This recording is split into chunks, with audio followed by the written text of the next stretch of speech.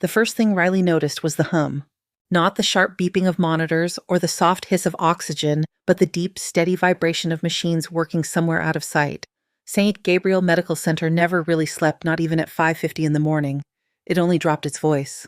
Fluorescent lights washed the corridor in a tired green. Floor wax and chlorine fought with the smell of coffee that had been burnt 2 hours too long. Riley Kane walked down the ICU hallway with a paper cup in one hand and a half-dead pen stuck behind her ear.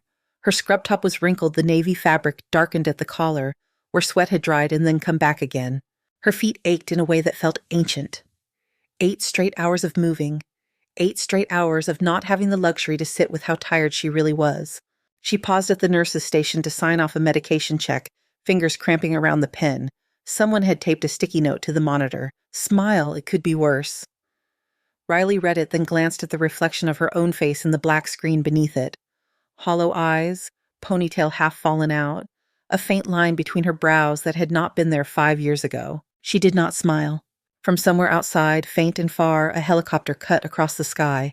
The low mechanical chops slid through the glass and across the tiles. Every muscle in Riley's neck tightened. Her hand stopped moving on the paper. She listened, counting beats under her breath. Not that old pattern, civilian medevac. Different blades, different rhythm. Still, it took her a few breaths to remember how to breathe like this was Baltimore and not somewhere else entirely. "Riley, you heading out on time for once?" Maria, one of the night nurses, asked as she hurried past with a tray of meds. "That was the plan," Riley said. "Good. You look like death, and not the coded kind." Riley huffed something close to a laugh and kept walking. She was 20 steps from the break room when the overhead speaker crackled. "Code Blue Emergency Department, Code Blue Emergency Department." The words were calm. The way a flight attendant's voice is calm right before turbulence. The way people sound when they are not the ones who might die. Riley dropped her empty cup into the nearest trash can and pivoted toward the elevator without thinking. The doors slid open as she arrived. 2 residents squeezed in beside her, one of them still tucking his shirt into his pants. "You on this one, Kane?" the taller one asked. "For now," she said. The elevator doors opened onto the chaos of the emergency department. Bright lights, voices layered over each other, the crisp staccato of orders being shouted and repeated. A gurney burst through the ambulance bay doors, pushed by 2 paramedics who looked like they had already done this too many times tonight. "Female 57 crushing chest pain onset 30 minutes ago," one of them called. Blood pressure tanked in the rig, sats dropping unresponsive to nitro. Riley stepped in at the head of the bed, hands already on the rails, moving with the team. The woman's skin had the wrong color, that grayish tint that said the body had decided it was done cooperating. Her eyes were open, but unfocused mouth working soundlessly. "Name?" Riley asked, even though she knew the woman might not answer. "Mrs. Haley Novak," the paramedic said. "Husband is parking the car." Riley looked at the monitor. Heart rate high, blood pressure low. She moved her hand to the woman's neck, fingers pressing lightly. Eyes flicking to the jugular vein that stood out under skin slick with sweat. "Get cardiology down here," someone said. "Page low. Tell him it's urgent." "Another EKG," someone else added. "We need to rule out dissection." Riley tuned the noise down the way she always did. She listened to the wet rattle in the woman's breathing, felt the faint fluttery thump under her fingertips. The vein at the side of the neck pulsed, distended like a rope pulled too tight.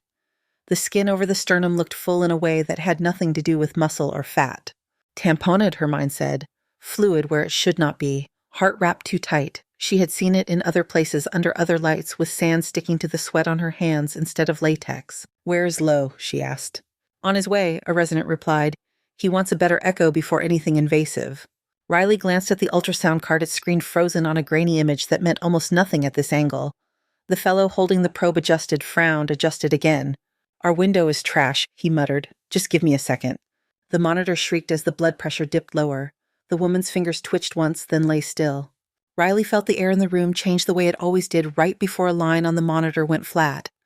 Sound seemed to stretch. Her own heartbeat thudded in her ears, out of sync with the machines. "She does not have a second," Riley said. The crash cart sat 3 feet away, stalked by nurses who knew how she liked it. She reached for it, opening the top drawer without looking, hand-finding the kit she wanted by touch. Needle, syringe, guide. Whoa, Kane, what are you doing?" The fellow's voice went up half an octave. Riley swabbed the woman's chest fast but thorough, her movements economical, practiced. The scent of betadine rose sharp and chemical. "Pericardiocentesis," she said. "She's tamponating." "We do not have proper imaging, Bureautivicious," he protested. We do not have attending clearance. We could hit the myocardium. We could puncture a lung. We wait for low. Riley felt for the space between the ribs, counting in her head, mapping a three-dimensional structure she knew better than the back of her own hand. Her fingers sank into the familiar groove. If we wait, she said, we will be coding her. Riley, do not touch that needle. The fellow reached for her wrist. She moved her elbow just enough that his fingers slid off her sleeve instead of her skin. Her eyes did not leave the spot she had chosen. Somebody document time, she said. 12 lead is on. Everyone sees her pressure. Everyone sees her neck. The room seemed to hold its breath with her as she angled the needle and pushed. A whisper of resistance, then a subtle give. Her hand steadied even as sweat prickled at the back of her neck. For a heartbeat, nothing happened.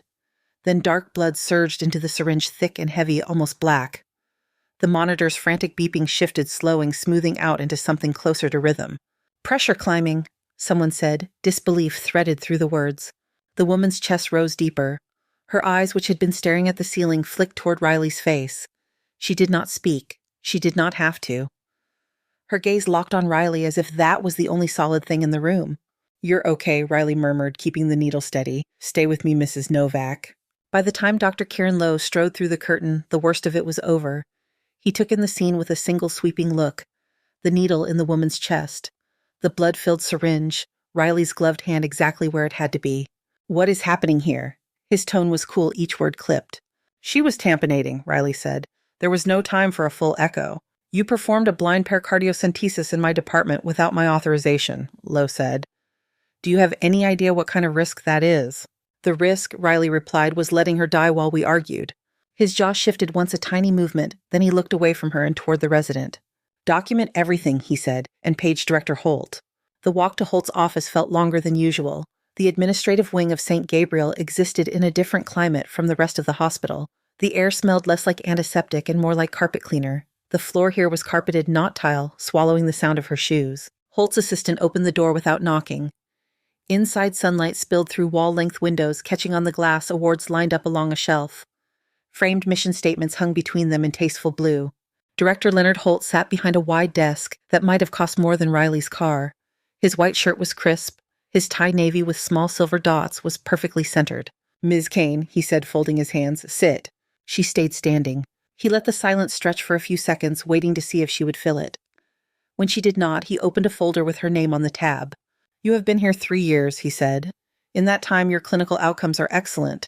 Mortality numbers lower than average response times impressive. He flipped a page. At the same time, you have accumulated more incident reports than any nurse in your unit. Deviation from protocol, questioning physician orders, independent interventions. Riley kept her eyes on him, not on the papers.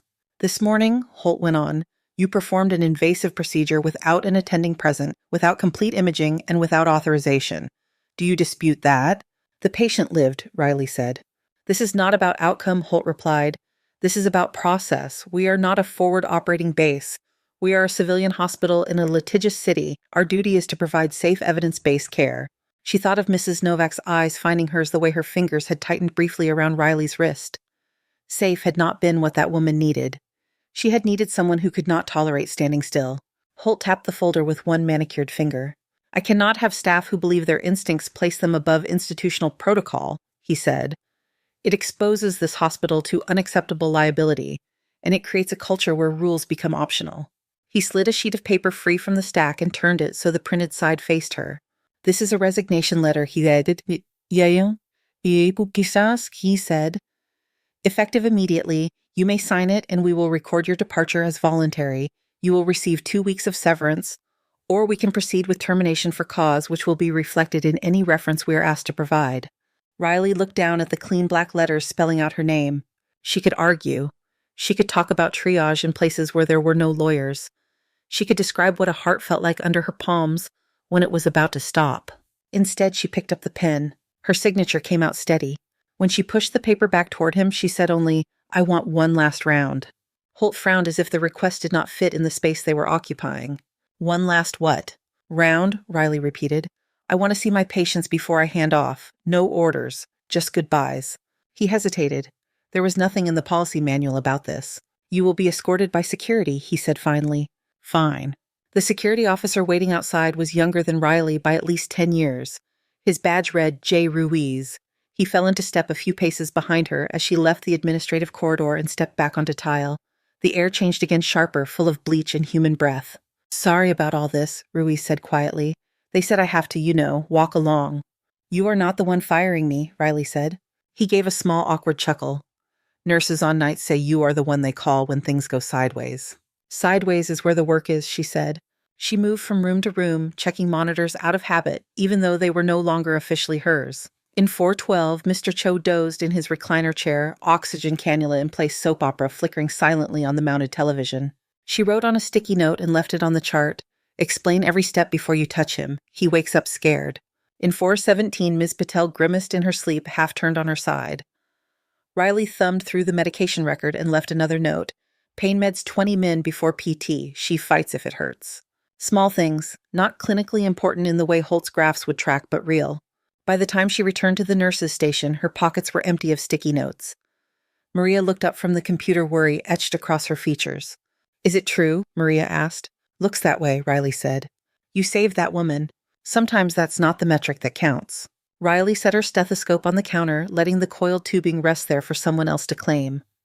For a moment, she watched her own hand lie still on the scratched laminate surface, the same hand that had gone exactly where it needed to go in a chest, not even an hour ago.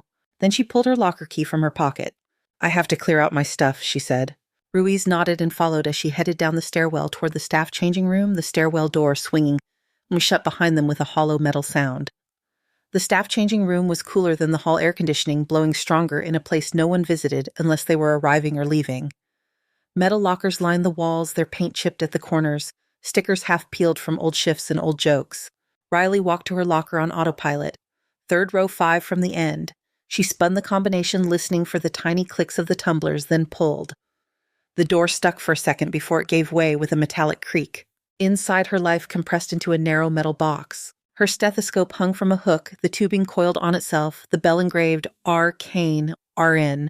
3 pens sat in an old coffee mug, one with teeth marks on the cap, a travel-sized bottle of lotion, cherry blossom scent nearly empty, a pair of running shoes she kept swearing she would use on lunch breaks that never happened. Taped to the inside of the door, a photograph. A boy about 17, hair sticking out from under a baseball cap, eyes caught mid-laugh. One arm thrown around someone standing just out of frame. The background showed bleachers bright under summer sun. The glossy surface had a small crack running through the corner from being bent one too many times. Riley reached up fingertips, brushing the tape. For a second, she did not move. Her hand rested on the cool metal, the photograph beneath it. Ruiz cleared his throat softly. "You want me to wait outside?" he asked. "It is fine," she said. She peeled the photo away carefully, working the tape loose so the edges did not tear. She slid it into the pocket of her scrub pants, the fabric still faintly damp from a spill earlier in the night that she had never gotten around to changing out of. The rest went into a canvas duffel. Stethoscope, shoes, the lotion she never used. She hesitated over the mug, then put that in too. The locker looked wrong, empty, a bare rectangle of dull gray. When she closed the door this time, it did not creak. It clicked shut, final and neat. On the far wall, a small laminated sign read "Staff Lounge," with an arrow pointing down the hall. She found herself walking toward it without really deciding to. Ruiz followed his radio clip to his belt antenna, brushing his hip. The lounge was half lit, only the fixtures over the counter turned on. A coffee maker gurgled to itself working on a fresh pot. The smell was strong, bitter. Vending machines hummed their glass fronts, reflecting the room in crooked rectangles. Against the back wall, between 2 recycling bins, hung a wooden frame the size of a whiteboard. At first glance, it looked like a corkboard. When Riley stepped closer, she saw the brass plate at the bottom. In memoriam St. Gabriel's staff who gave their lives in service. Photos filled the space, arranged in rows. Some were formal headshots in white coats. Some were candid shots cropped from group pictures, laughter frozen mid-sound. Under each one, a small line of text with a name and a date. Riley scanned the first row. A respiratory therapist who had caught an infection during the early days of a viral outbreak. A paramedic killed when his rig was hit by a drunk driver. A surgeon who had died in a winter pileup on the interstate on his way in for an emergency call. Her eyes moved almost out of habit down the column. The 4th photo in the 2nd row stopped her. The uniform in that picture was not a lab coat. Captain Aisha Noor, MD, U.S. Army Medical Corps, KIA Helmand Province, Operation Glass Light. Aisha looked out of the frame in full dress blues, dark hair tucked under her cover, that same open smile Riley remembered. Confident. Certain. Like someone who could walk into any room and make it make sense. The word at the end of the line pulled at Riley's chest harder than any sound. Glasslight. Her throat went dry. The operation was not supposed to have a name on anything. In every official document Riley had signed, it was a date and a code, never that word.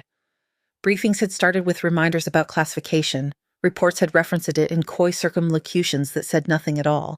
Yet here it was, printed cleanly on a metal plate in a staff lounge in Baltimore at eye level where anyone refilling a coffee cup could read it. Riley stepped closer until the toes of her shoes nearly touched the wall. The air felt colder here, though she knew that was not possible. Her hand lifted before she meant it to. The tips of her fingers rested on the glass over Aisha's face. The reflection in the glass showed her own features superimposed on her former commanding officer. Pale scrubs, shadowed eyes, skin drawn tight around the mouth. For a moment she saw both faces at once, one layered over the other. "Hey," Ruiz said quietly from behind her. "You knew her." Riley let her hand drop. "Something like that," she said. Ruiz took a step closer, reading the plate. "That is wild," he murmured. "I did not know they put military folks up there, too." She doubted anyone had asked. Someone had just done it. Someone had picked that particular photo. Someone had written that particular word. Riley turned away from the wall. Behind her, the coffee maker beeped, announcing its fresh brew. The sound snapped the room back into something ordinary. "Ms. Kane," Ruiz said, "we should probably, head to the front. They will want your badge." He sounded apologetic, as if he wanted to take the sting out of a process that had no soft edges. Riley nodded and walked toward the door. Her palm met the push bar. For a second, she felt the cool metal under her skin and the weight of the building pressing around them. Then she pushed. The door swung open and the hum of the hospital rolled back in. They had gone about 10 steps up the hall when she heard it. At first, it was a low murmur under the usual noise. Ventilation systems, rolling carts, distant monitors. Then it grew a deep vibration that seemed to come from the floor itself through the bones of the building and up into her shoes. The hairs on her arms stood up. A junior nurse coming around the corner stopped laughing nervously. "Do you feel that?" she asked. "What is that, construction?" Riley knew that sound. Not this building's HVAC, not a train. The pitch climbed layered with a rhythmic chop that her body recognized on a level that had nothing to do with Baltimore. The rumble sank into her teeth, made the ceiling tiles tremble. Fluorescent fixtures buzzed harder. A metal cart rattled against the wall. Then the overhead lights flickered. 1 beat. 2. The emergency strips along the baseboards blinked on faint red. The overhead speaker clicked. "All staff please remain in place and await further instructions," the recorded voice said. "Do not attempt to leave the building. This is not a drill." The words landed with more weight than usual. The nurse who had joked about construction stopped laughing. Riley moved toward a window at the end of the hall, drawn there along with half a dozen others. Through the glass over the concrete courtyard and the parking deck, she saw the helipad on the hospital roof. 2 helicopters were settling onto the painted cross rotor wash, whipping trash and loose paper into spirals. They were not the white and red birds of civilian medevac. These were low and heavy bodies, matte and dark markings subdued. Helicopter blades blurred the air, chopping a pattern that was too familiar. They came down fast, assertive the way you did when you did not plan to ask permission to be there. Behind her, someone whispered, "National Guard." Another voice answered, "I have never seen them send that for a hospital." The speaker crackled again, but this time the voice was different.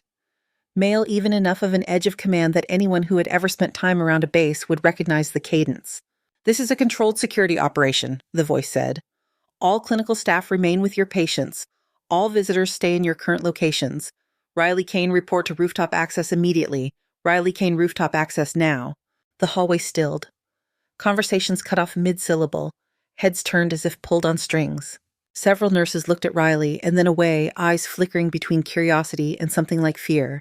Ruiz shifted his weight hand, going toward his radio before he caught himself. "For real," he muttered more to himself than to her. Riley felt her bag slide a few inches down her shoulder. The strap bit into her collarbone. The air seemed thicker, harder to pull into her lungs. She held onto the strap for exactly 1 breath, then let it drop. The duffel thumped softly against the floor.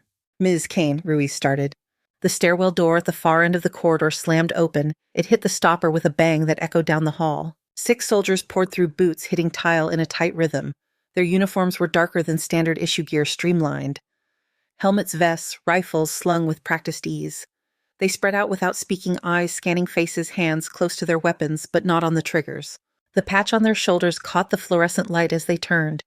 A stylized wraith in motion, a suggestion of a skull hidden in his hood, 7 small stars arched over it. Ghost Lance Sevet. Riley's pulse jumped so hard she felt it in her fingertips. The tallest soldier, the one who had been first through the door, swept his gaze across the hall and stopped when he reached her. His eyes stayed on her a beat longer than any of the others. It was not the look of someone trying to guess. It was the look of someone who had been given a description that did not rely on hair color or height. He walked toward her with purpose, the others adjusting their spacing almost imperceptibly to give him a clear path. Conversations died in whatever corners of the hallway they had tried to survive in. He stopped a few feet in front of her. Up close, Riley could see the fine dust still clinging to his boots, the faint white lines on his knuckles, the way his gaze kept moving even while he spoke, cataloging exits angles people. "Ms. Kane," he said. His voice was steady-pitched low enough that it did not carry far, but everyone nearby heard it anyway. "Sergeant Mason Cole, United States Army. We need you to come with us to the roof." Ruiz shifted again, torn between his job and whatever this was. "Is she in some kind of trouble?" he asked. Cole glanced at him for half a second, then back at Riley. "No, sir," Cole said. "She's in some kind of necessity." Riley looked past his shoulder to the window. The rotors on the roof were still turning their rotation, slowing, but not slowing enough. Air shimmered around them, churning. Her hands were empty. Her locker was clean. Her badge still hung from her scrub top, the plastic card warm against her chest. She reached up and closed her fingers around it. "All right," she said.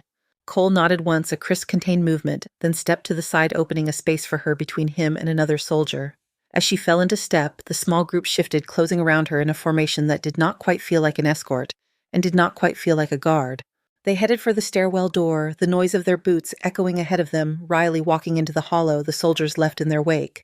The stairwell smelled like old paint and hot dust. The soldiers moved as if they had rehearsed this very stairwell, each turn taken at the exact same pace, boots ringing on concrete. Riley kept her hand on the rail to steady herself against the vibration that filtered down from above.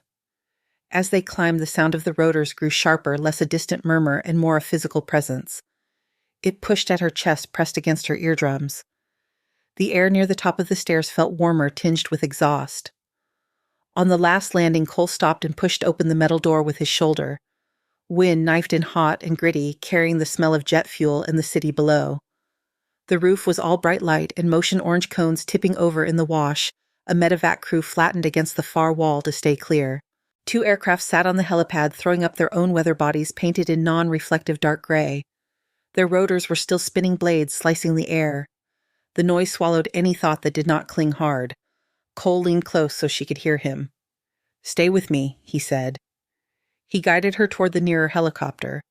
A crew chief in a helmet and goggles waited by the open side door, one hand gripping a strap, the other reaching for Riley's elbow as the rotor wash shoved at her. She grabbed the offered wrist and used it to haul herself inside. The transition from open glare to the dim belly of the Blackhawk left her blinking. The space felt narrower than she remembered aircraft feeling, filled with bolted-down jump seats and black netting. The crew chief shoved a headset into her hands and pointed to a seat. She slid onto the canvas and fumbled the ear cups over her head. The roar of the blades dulled, replaced by a more contained mechanical thunder. Cole buckled himself in across from her. 2 younger soldiers took seats to her left and right, their knees almost touching hers. Her duffel bag lay at her feet, the strap looped around her boot. A voice crackled in her ears, the pilot talking to someone outside. There was a gesture from the crew chief, a thumbs up from the cockpit. The helicopter lifted, and Riley's stomach lagged behind for a second as the world dropped out from under them. Baltimore shrank through the open-door hospital roof, sliding away city blocks, tilting as they banked. The early light painted everything in thin gold, but underneath it, she saw shadows. Cole tapped at a tablet strapped to his vest, then tilted the screen toward her. "Colonel Ethan Maddox," he said. "You remember him." The name broke through the noise in her head like a clean note. On the screen, a photograph showed a man in his 40s, dark hair flecked with gray uniform, pressed expression serious but not unkind. Below that image, scans, numbers, and notes scrolled. She felt her mouth go dry. "I remember," she said. Cole pointed at an image that looked like someone had taken a picture through the fog and then traced lines over it for clarity. A shard of metal glowed as a white sliver against the gray of tissue. "Shrapnel is here, Shell," he explained. "It moved.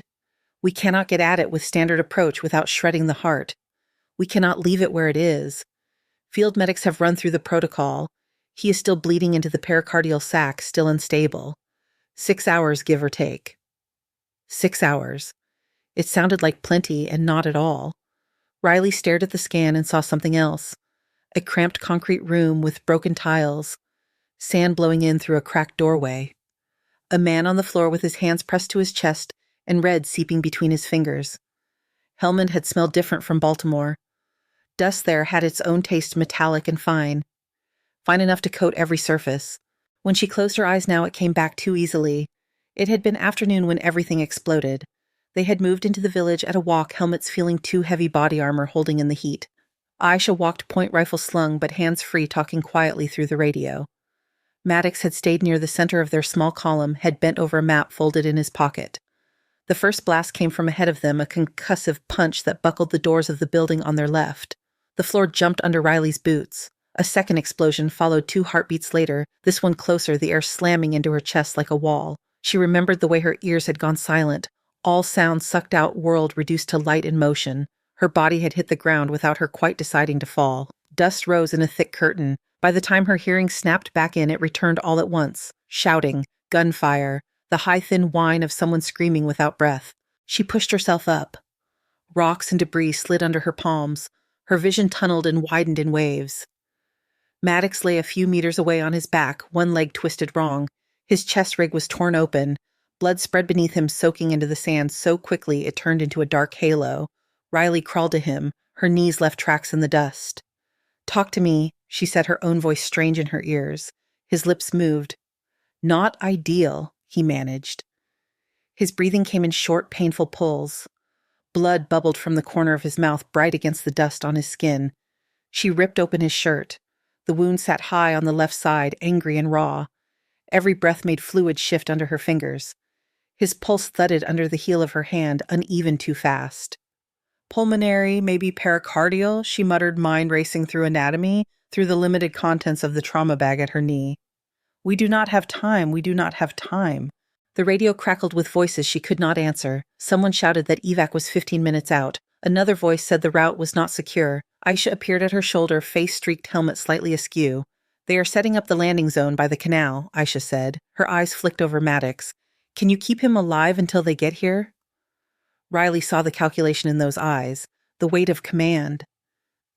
"If I wait," Riley answered, "I will lose him before the birds even lift." Her fingers closed around the handle of the chest tube kit. It was not meant for this exact angle or this exact wound. There was no imaging. There was only the tactile map of Maddox's ribs and the sound of his heart struggling under fluid. "You are improvising something," Aisha said. "Yes." Aisha hesitated half a second. Then she nodded once. "Do it," she said. "I will keep them off you." Riley worked with tools that were almost right. She opened a path into the chest cavity and felt the rush as blood escaped a space it never should have filled. She used a cauterizing device designed for sealing equipment rather than tissue modulating its heat by instinct and smell. Maddox cursed once long and low, then latched his eyes onto her face, as if looking anywhere else might let him slip away. "Stay with me," she said, voice steady, even as her hands shook from exertion. "I do not feel like explaining this to your replacement." His laugh came out as a rough exhale, but his vitals eased. Numbers on the portable monitor ticked toward ranges where they could breathe. Evac finally arrived. Aisha squeezed Riley's shoulder hard enough to leave bruises before moving to help carry others. Later, when they reached the larger base, Riley wrote her report. She described every step, the thought process, the improvisation. She noted how the technique could be refined for future use. She believed that was what you did. You learned, then you taught. Then the report vanished. First it was delayed, then it was under review. Then, when she asked, she was told it had been incorporated into a larger document she was not cleared to see. The words Glasslight and Hellman stopped appearing in open conversation. Debriefs were closed door short and strangely empty of detail. A colonel she had never met before called her into an office with no windows and thanked her for her service in a tone that felt formal. He slid a stack of papers across the table. Non-disclosure agreements, separation forms. "You have a promising future in civilian medicine," he said. "We are giving you an honorable discharge and a clean record. That is a gift, Specialist Kane." It had not felt like a gift. In the months that followed, she heard rumors. A new protocol circulating in certain units. A set of steps that sounded like what she had done in that dusty building, but with a different name. Maddox procedure. GL7 protocol. No mention of her. The tablet in her hands now showed another number, a casualty count, but in reverse. Lives saved using the technique, lives that had walked away because something she had done in desperation had turned into doctrine. Cole watched her face. "They have been training us on what you did there for years," he said through the headset. "Nobody told us your name. The file lists it as developed by Colonel Maddox and a joint surgical team." Riley swallowed hard. "Of course it does," she said. "He fought it," Cole added. "From what I heard, pushed up the chain, tried to get your credit back. People did not want to open that box." She turned from the tablet to the open door. The city below had given way to patches of forest and fields. Clouds slid by their shadows, moving over the ground like slow waves. "Why now?" she asked. Cole shifted the nylon straps of his harness, creaking softly. "Because the last time he took that kind of hit, and everyone said there was no way to fix it, you proved them wrong," Cole said. "And now he is in a place where proving them wrong again is the only option left." She let that sit in her chest for a moment. At her feet, the duffel bag pressed against her boot. Inside, the stethoscope with her name on it rested against a pair of shoes that had never touched a running track. The helicopter flew for a long time. The noise settled into something almost hypnotic. Occasionally a voice would crackle in her ears with updates she did not fully register. Her world had shrunk to the rectangle of the tablet, the hum in her bones and the image in her mind of a man on a table somewhere waiting for her. When the aircraft finally began to descend, the shift in gravity brought her awareness back to the cabin. Cole checked his gear and made eye contact with each of his soldiers in turn.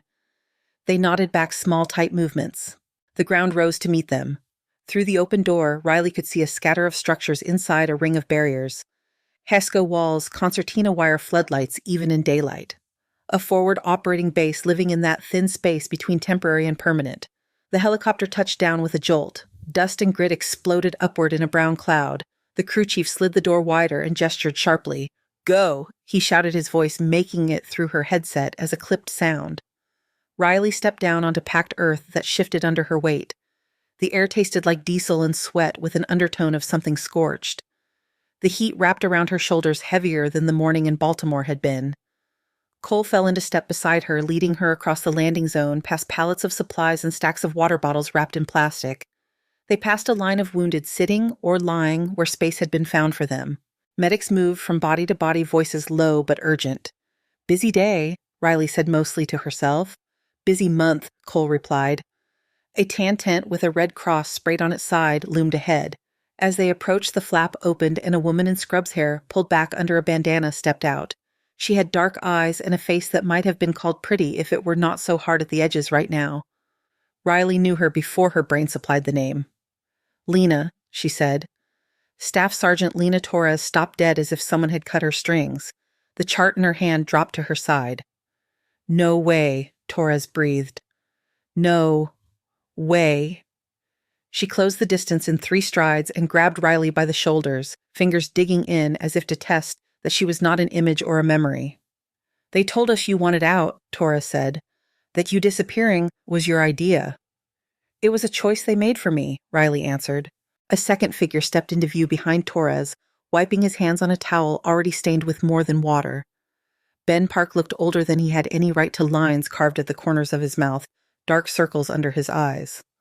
"Riley," he said, voice rough. She nodded once. "Park." He gave a short, humorless laugh. "Of course they called you," he said. "Of course they did."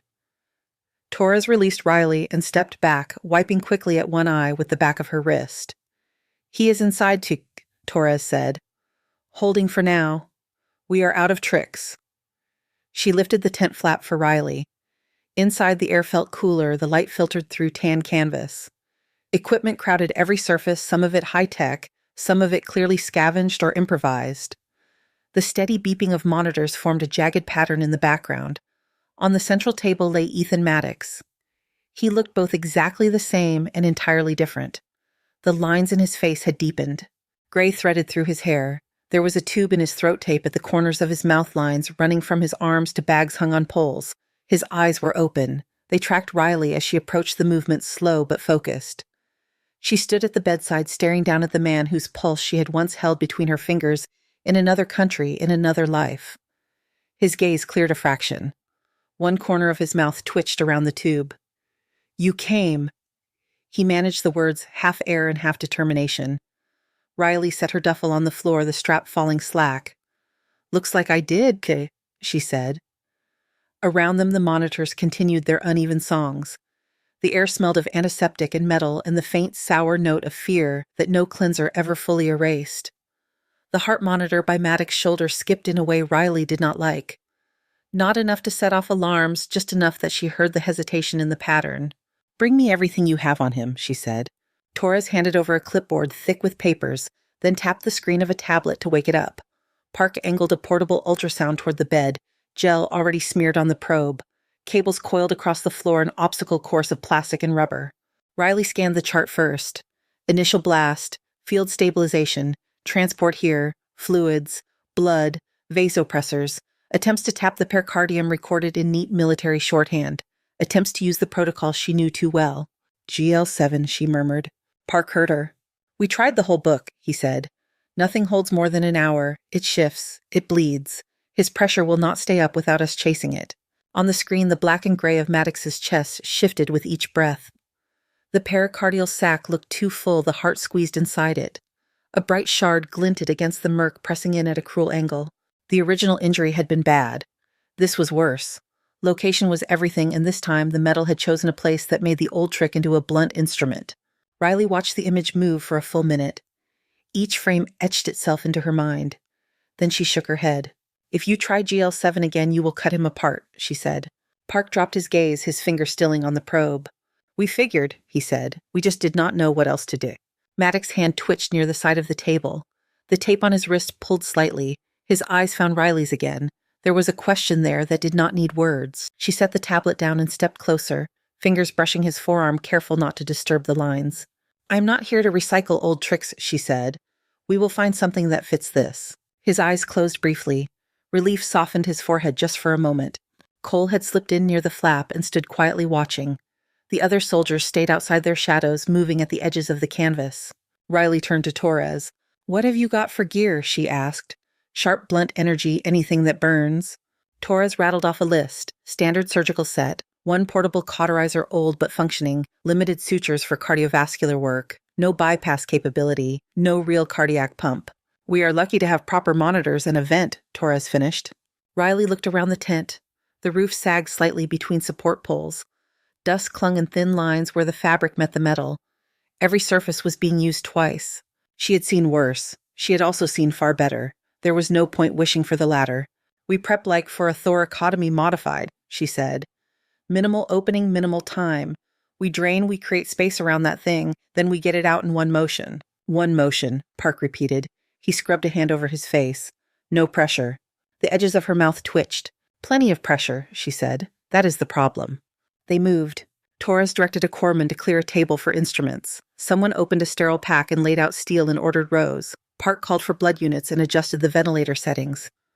Cole stepped outside to keep the perimeter from crowding in. Riley washed her hands at a basin that had seen too many hurried scrubs.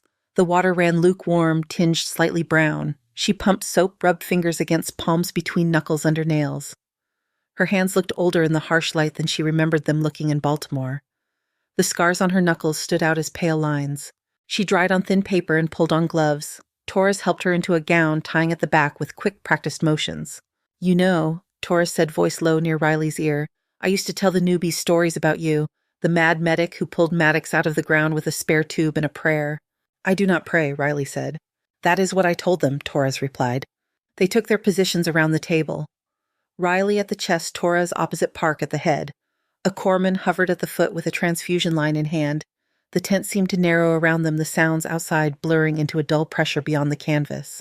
"Sedation level?" Riley asked. "He is where we can keep him," Park answered, "low as I dare." Riley nodded. "Too deep and he might not come back. Too shallow and he would feel everything." "Scalpel," she said. Torres placed the handle in her palm, firm and certain. The weight was familiar.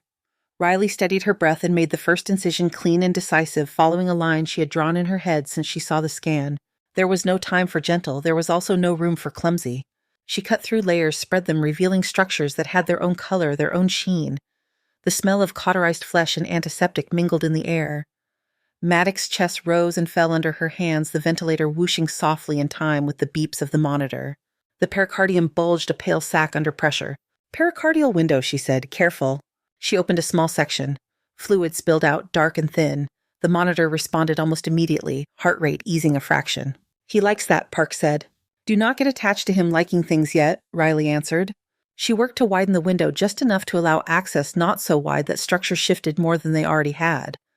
Her fingers moved with a precision that came from repetition in other bodies under other circumstances. When she finally saw the edge of the metal, it flashed a dull silver point in a field of red and pink. "There you are," she breathed.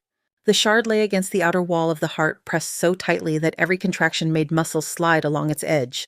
It reminded her of a stone caught under a tire, ready to shred rubber if it moved wrong. If she pulled it as it was, it would tear through tissue and open a hole she could not close in this environment. She needed a way to separate the two, to interpose something between metal and muscle without losing grip. Her mind ran through materials. They did not have mesh. They did not have the newer patch kits that larger facilities kept for emergencies. They had gauze, standard, and hemostatic, and her own capacity to place it exactly where it needed to go. "Lena," she said. "Yeah." "Heavy combat gauze," Riley ordered. 3 packs, the good stuff you hide when people say they are short. Torres blinked, then snapped a command to the corpsman. Moments later, 3 vacuum-sealed packets slapped down on the tray. Riley tore one open with the heel of her hand, keeping the field as clean as she could. The gauze inside was thick, impregnated with agents that helped blood clot. It was meant to pack wounds, to plug leaks, not to cradle metal next to a beating heart. She wove a strip into a narrow band, rolling it between her fingers until it formed a small rope. She rolled another slightly thinner. Her glove stuck faintly to the fibers. Park watched her hands. "What are you building?" he asked. "A cushion," she said. She fed the first strip through the window, using a blunt instrument to guide it. Slowly, carefully, she worked it between the shard and the heart wall, easing it into the space where fluid had been. The gauze compressed and held, creating a barrier that flexed with each beat. "Pressure?" she asked. "Stable for now," Park replied. "Good. Second strip." The second piece went in alongside the first, reinforcing the buffer. The shard now lay against something that could move without tearing. The heart slid against the gauze rather than the raw edge. "Okay," Riley said. "This is the part I need you all present for." Torres's gaze sharpened. "I am here," she said. Park adjusted his grip on the endotracheal tube, keeping Maddox's head steady. "Ready when you are," he said. Riley studied the angle of the shard one more time. She envisioned the trajectory in reverse, the path it must have taken to lodge where it was. Then she matched her plan to that line. "On my mark," she said quietly. "We will do this in one movement, no hesitation. If his rhythm stumbles, you tell me." Her fingers closed around the exposed portion of the metal with a pair of forceps. The tool felt less like an extension of her hand and more like a translation of intent into metal. 3, she said. 2. The tent seemed to hold its breath. 1. She pulled. The shard slid. The gauze held, guiding it along the narrow tunnel she had created. There was resistance enough that she had to increase pressure, but not the terrifying give of tissue tearing open. A thin line of fresh blood welled up. The monitor hiccuped, then steadied. "Rhythm holding for," Park called. His voice sounded higher than usual. The metal emerged, dripping into the light. The forceps shook just briefly in her hand as the stored tension ran out through her muscles. Torres let out a sound that was almost a laugh and almost a sob. "Got you," she whispered. Riley set the shard into a shallow dish on the tray. It lay there inert and ugly, so small for something that had taken up so much space in the day. She bent back to her work. There was no time to stare at trophies. The field still needed to be cleaned, small bleeders sealed, layers closed. She packed more gauze around where the shard had been, not too tight, just enough to support. She checked the pericardial sac for leaks and watched the heart move freely. It was beautiful in its simple, relentless motion. "Pressure climbing," Park reported. "Numbers look almost friendly." "Keep flirting with friendly," Riley said. "I want them to be on speaking terms before we call this done." She closed the pericardial window as much as she dared, leaving space for swelling. She reapproximated muscle, fascia, skin, each layer a barrier and a promise. By the time she tied the last suture, the room felt different. The air seemed lighter, though it could have been her own lungs finally filling more deeply. Her shoulders ached. A trickle of sweat slid down between her shoulder blades. "Vent is holding steady," Park said. "Rhythm is good. He is not fighting the tube." Riley stepped back from the table. The world swayed a little at the edges of her vision. She pulled off her gloves, the snap of latex loud in her ears. The tent was very quiet for a heartbeat. Then noise surged back in. Equipment sounds, people moving, Torres telling someone to start documenting every detail, a corpsman exhaling a curse under his breath that sounded grateful. Cole approached the table, careful to stay clear of the sterile field. He looked at Maddox, then at Riley. "Whatever that was," he said, "it is going in the manual." "Write it down exactly," Torres said. "Do not let them smooth the edges this time."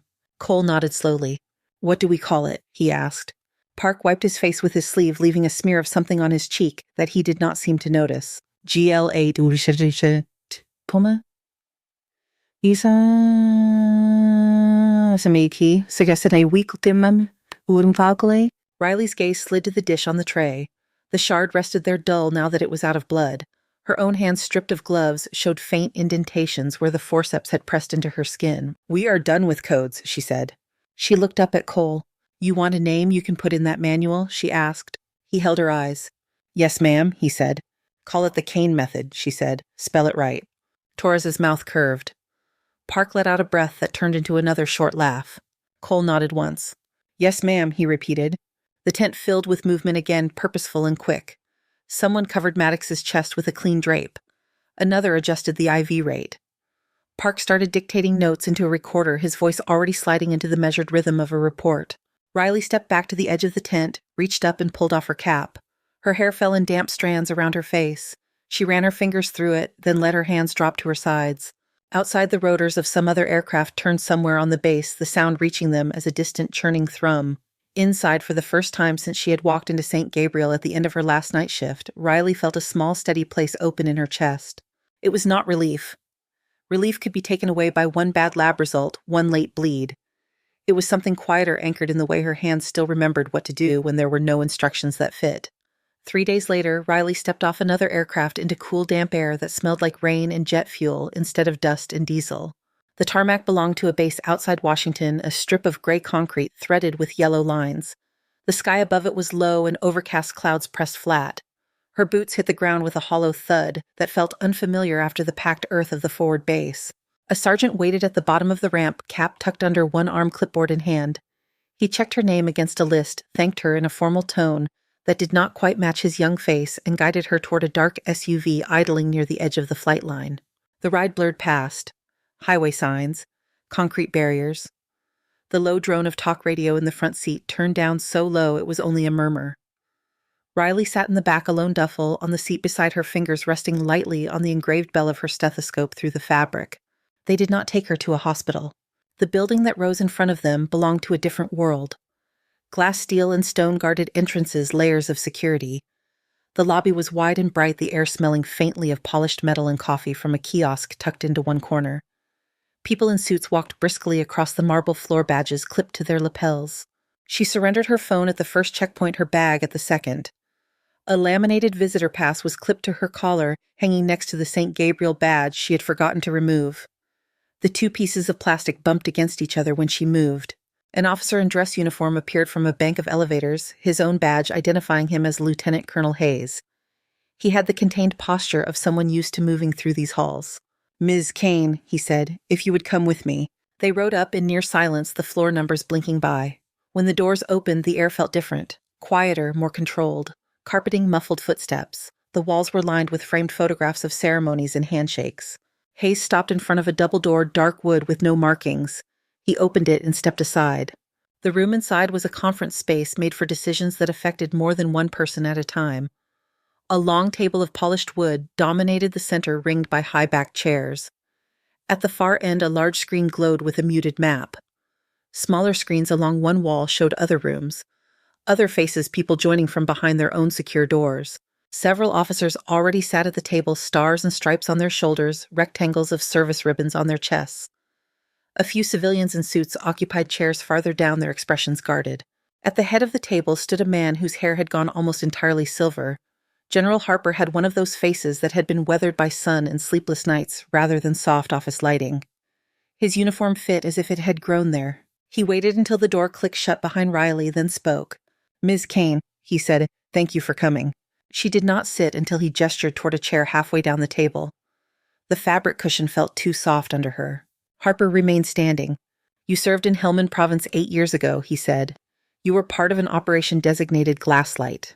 He said the word without flinching. Hearing it spoken aloud in a room like this felt strange.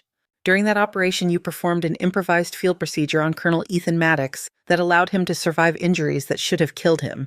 Harper's gaze did not leave her face. Your report on that procedure was submitted through your chain of command. He paused, and a slight tension pulled at the corners of his mouth. It was then buried, he said. Big boy, he said. A murmur quickly suppressed ran along the civilian side of the table. Decisions were made at the time to classify not only the mission, but the failures that surrounded it, Harper continued. In doing so, the innovation you provided was stripped of your name and attributed elsewhere. He nodded toward one of the screens mounted on the wall. It shifted, displaying a title slide. Kane Method. It read in bold letters. Underneath, smaller text scrolled, Field Cardiac Rescue Protocol Multi-Theater Application. Riley felt something shift inside her, a small dislocation. Seeing her name there on that surface in that font was both right and slightly unreal. The slide changed again, revealing a graph. The line started low, then climbed. Each point was labeled with a number and a location. These are documented cases in which the method based on your original report was used successfully, Harper said. 253 as of last week across 4 operational theaters. The number landed like a weight, not crushing but undeniable. Harper's voice lost some of its formal distance. That is 253 people who were not sent home under a folded flag, he said. We should have told you sooner. He let that sit, the admission filling the space between them. When Colonel Maddox was injured again, Harper went on, he requested you by name. There were those who said this was not feasible, he insisted. Sergeant Cole and his team were sent to locate you. There was a brief flash on one of the side screens.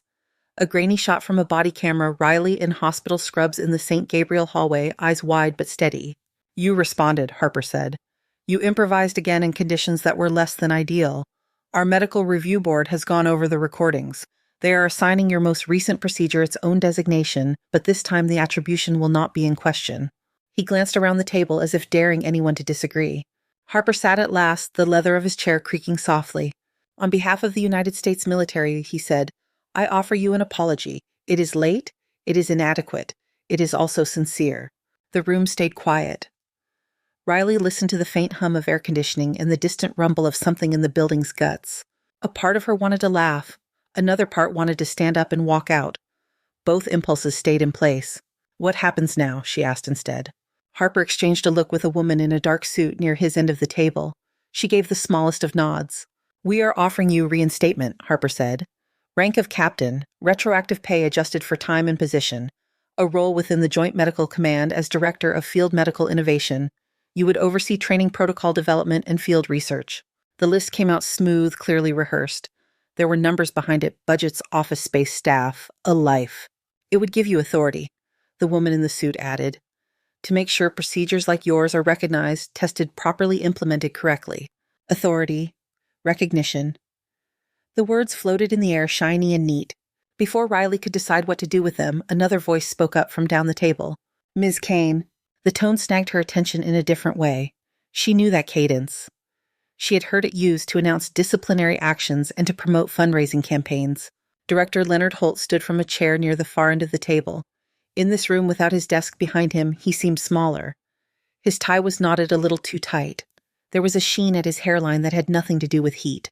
I do not think we were properly introduced earlier, he said. Leonard Holt, medical director at St. Gabriel. She looked at him and did not speak. He cleared his throat. We only received word yesterday, he said. About your service record, about the Kane method. We had no idea. He smiled, but it sat wrong on his face. I want to say personally and on behalf of the hospital how grateful we are, he continued. Your interventions both there and here are extraordinary. The word extraordinary landed without weight. Holt took a breath, then pushed forward. I would like to extend an offer, he said, to reinstate you at St. Gabriel not just as a staff nurse, but as head of emergency services. Full administrative authority over protocols and training in the department. We are prepared to provide resources to support whatever initiatives you deem necessary. He said provide resources, like a person talking about a grant, not a person talking about lives. Riley watched his hands as he spoke. They fidgeted with a pen thumb rolling along the clipped fingers tightening when he mentioned reinstatement. 3 days ago, she said, you called me a liability. Color rose high on his cheeks. I was not aware of the full context of your skills, he said. You were aware a woman was alive, Riley replied. You were aware she walked out instead of being wheeled to the morgue. That is not the point, he began. It was the only point that mattered to me, Riley said. She did not raise her voice. She did not have to. The room had gone still. You did not ask how I knew what I knew, she said. You did not ask what I had seen.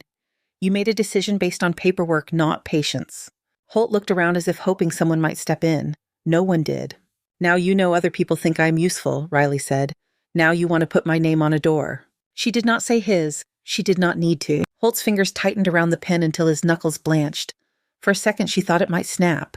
We regret the earlier misunderstanding, he said. The words sounded dragged out of him. Riley turned back to Harper.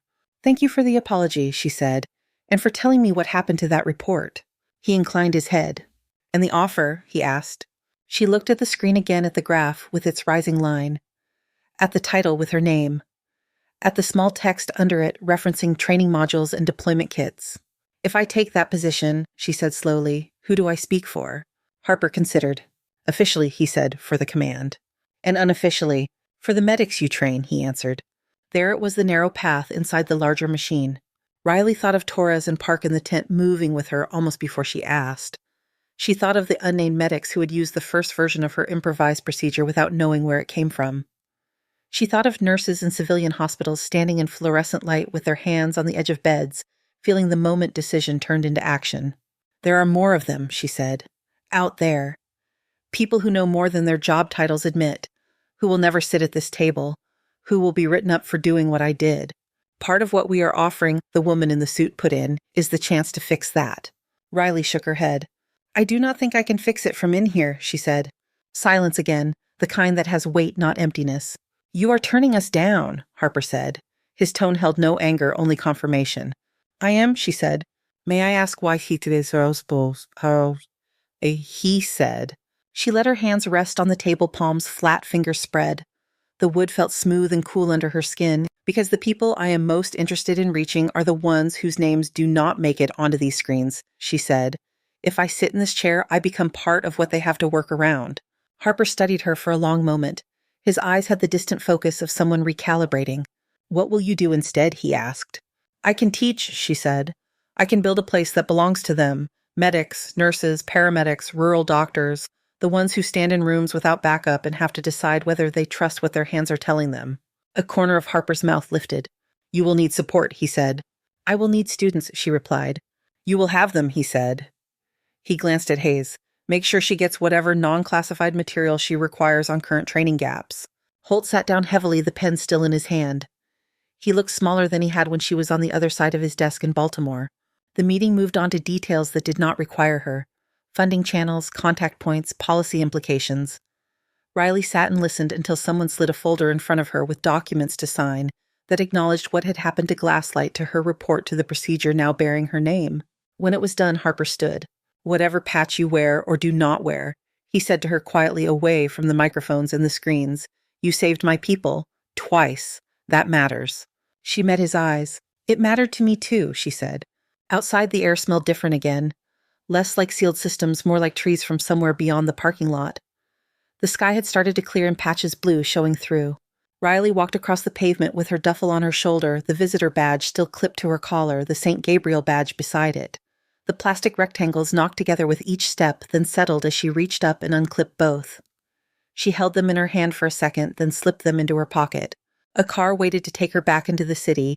She opened the door, slid inside, and let it carry her away from the building of glass and steel mind already sifting through what she would need and who she would call when it was time to start turning ideas into a place where other hands could learn to trust themselves. 6 months later, the building did not look like much from the street. It sat on a corner in a part of Denver where warehouses had slowly turned into offices and studios. Red brick 3-stories windows that had seen better weather. The only thing that marked it as different was a new sign by the front door, the paint still bright. Kane Institute for Frontline Medicine. Riley paused on the sidewalk to look at it. Her reflection sat faintly in the glass of the door, layered over the letters. She could hear the low hum of voices inside, a murmur threaded with the clink of chairs being moved and the shuffle of paper. She pushed the door open and stepped into the entryway. The air held a mix of fresh paint and coffee undercut by something more familiar. Alcohol wipes, rubber, a faint hint of metal from the equipment they had hauled in piece by piece. To the right, a bulletin board carried flyers for upcoming sessions, copies of field protocol summaries, and a growing cluster of photos of people in uniforms and scrubs. Some had sent their pictures in from other countries, their faces grinning in front of tents, ambulances, small rural clinics. Directly across from the door, mounted on the wall above a simple bench, hung a framed patch. A wraith in motion, 7 stars arched overhead. Under it, on a small brass plate, someone had engraved, "Ghost Lance, 7, in honor of the ones who were not in the reports." Riley let her hand rest for a moment on the frame. The glass felt cool under her palm. Then she turned toward the muffled noise coming from the auditorium. The room had once been a loading bay. Now it held 200 folding chairs arranged in staggered rows. Almost all of them were filled. Uniforms of different colors broke up the sea of faces. Army combat patterns next to navy blue paramedic polos, next to green scrubs and white coats. A few wore no uniform at all, just jeans and shirts, hospital badges clipped to their pockets. Conversations quieted when Riley stepped up onto the low platform at the front.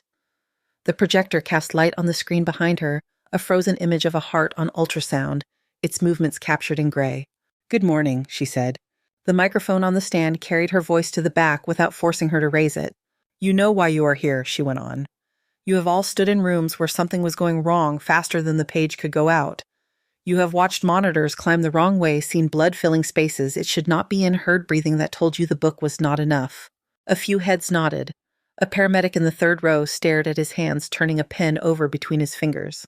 A young nurse near the aisle leaned forward, elbows on her knees. "I'm not here to teach you to break rules," Riley said. "I'm here to teach you what your hands and your eyes can tell you when there is no time to look up what someone else wrote."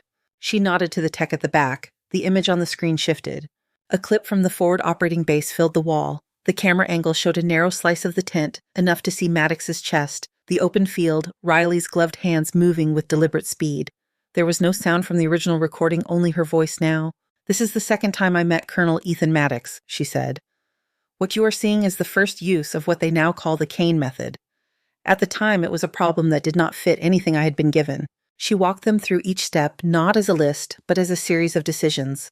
Where her fingers went and why, what the monitor showed and how that changed the plan, when she chose to move and when she forced herself to wait one more beat. She pointed out her own hesitation at one point, the fraction of a second where the shard caught and she had to decide to pull harder or stop. "You will have moments like this," she said. "You have probably already had them. The difference between guessing and knowing is practice and attention." Later, during a break, they swarmed her in small clusters, questions layered over each other. What do you document when you do something that is not in the protocol? How do you get your attending to listen when you see it and they do not? How do you sleep after the ones you do not save? Riley answered as best she could. Sometimes with techniques and phrases they could try. Sometimes with the simple admission that there was no trick, only learning to live with the weight and not let it stop your hands the next time. By late afternoon, the chairs emptied, footsteps echoing down the hallway as people left in ones and twos, talking in low voices about cases they had seen, things they might do differently. Riley returned to the small office at the back of the building that she had claimed for herself. It held a desk covered in papers, 2 filing cabinets that already looked too full, and a window that overlooked the alley. Sunlight angled and catching dust motes in a slow dance. There was a stack of mail waiting in the center of the desk. Most of it was mundane: invoices, course registration forms. A handwritten envelope among the printed ones caught her eye. The return address carried a base name she recognized. The handwriting was blocky and careful. She opened it. "Riley. They tell me I'm being retired whether I like it or not. 28 years of service, apparently that is enough. You already know the parts of my record that matter. I hear you have decided to spend your time teaching people how to keep stubborn old officers breathing. If you have room for one more instructor who has learned what it feels like on the table and not just beside it, I would like to help. I still owe you. E. Maddox." She read it twice, then set the paper down where the sunlight hit it, the ink dark against the white. She pulled a sheet from the tray and picked up a pen. Her hand moved easily. "Maddox. We start new cohorts in 2 weeks. Bring your stories, bring your scars. There is a seat at the front for you. Kane." She folded the letter, slid it into an envelope, and added it to the outgoing stack. As she stepped into the corridor to leave for the night, a distant thrum reached her ears. A helicopter somewhere over the city heading toward the mountains or back toward the airport. The sound threaded through the building, faint but clear. Riley paused by the front door. For a long time in her life, that sound had meant incoming harm or outgoing hope. Now it was simply another part of the city. Her hand closed around the door handle. The metal was warm from the day's sun. She opened it and walked out into the cooling evening. The noise of the rotors fading into the wider hum of traffic and voices and all the small, ordinary sounds of people who would never know her name, but who might one day be held in the hands of someone who had learned here how to act when the book ran out. Thank you so much for listening to today's story. If this story resonated with you or made you reflect, I'd love to hear your thoughts, so feel free to share them in the comments below. And don't forget to like, subscribe, and hit the notification bell so you won't miss the next story.